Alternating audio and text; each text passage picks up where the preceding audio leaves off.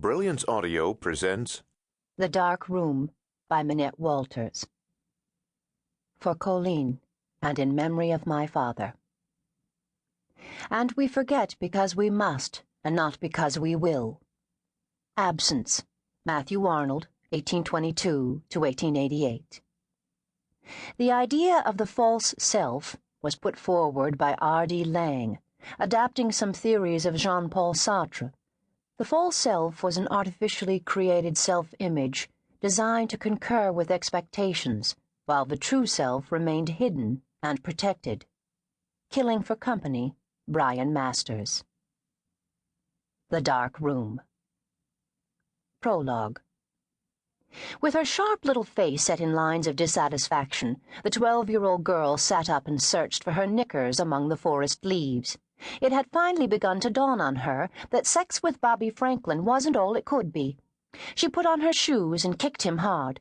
"Get up, Bobby," she snapped. "It's your turn to find the bloody dog." He rolled over onto his back. "In a minute," he muttered sleepily. "No, now. Mum'll skin me alive if Rex gets home before me again. She's not stupid, you know." She stood up and dug the heel of her shoe into his naked thigh, twisting it back and forth in a childish desire to hurt. "Get up!" Okay. He rose sulkily to his feet, tugging at his trousers. "But this is pissing me off, you know. It's hardly worth doing it if we have to go looking for the dog every time." She moved away from him. "It's not Rex that makes it hardly worth doing." There were tears of angry humiliation in her eyes. "I should have listened to Mum. She always says it takes a real man to do it properly." "Yeah, well," he said, zipping his fly, "it'd be a damn sight easier if I didn't have to pretend you were Julia Roberts.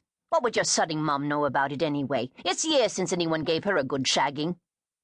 He had few feelings for these girls beyond the purely animal, but he grew to hate them very quickly when they gave him lip about his performance. The urge to smash their jeering little faces in was becoming irresistible. The girl started to walk away. "I hate you, Bobby. I really hate you, and I'm going to tell on you." She tapped her watch. 3 minutes. That's as long as you can keep it up. 3 lousy minutes. Is that what you call a good shagging?" She gave a triumphant glance over her shoulder, saw something in his face that alerted her to the danger she was in, and took to her heels in sudden fear. "Rex!" she screamed. "Rex! You beast, Bobby! He'll kill you if you touch me!" she sobbed out, her small, wiry body darting through the trees. But it was Bobby who was going to do the killing. His anger was out of control. He threw himself at her back and brought her crashing to the ground, breathing heavily as he tried to get astride her thrashing legs. "Bitch!" he grunted. "Bloody bitch!" Fear lent her strength.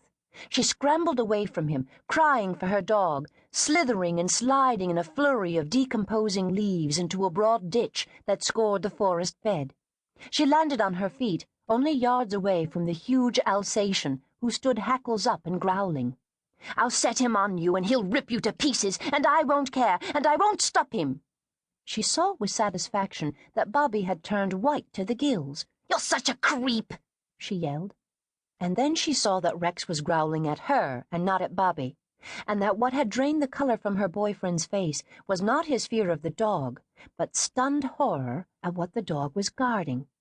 She had a glimpse of something half unearthed and repulsively human, before panic drove her up the slope again in sobbing, wide-eyed terror. 1. She clung to sleep tenaciously, wrapped in beguiling dreams. It was explained to her afterwards that they weren't dreams at all, only reality breaking through the days of confusion as she rose from deep unconsciousness to full awareness. But she found that difficult to accept. Reality was too depressing to give birth to such contentment. Her awakening was painful. They propped her on pillows, and she caught glimpses of herself from time to time in the dressing-table mirror, a waxen-faced effigy with shaven head and bandaged eye, hardly recognizable. And she had an instinctive desire to withdraw from it and leave it to play its part alone. It wasn't her. A huge bear of a man with close-cropped hair and close-cropped beard leaned over her and told her she'd been in a car accident. But he didn't tell her where or when. "You're a lucky young woman," he said. She remembered.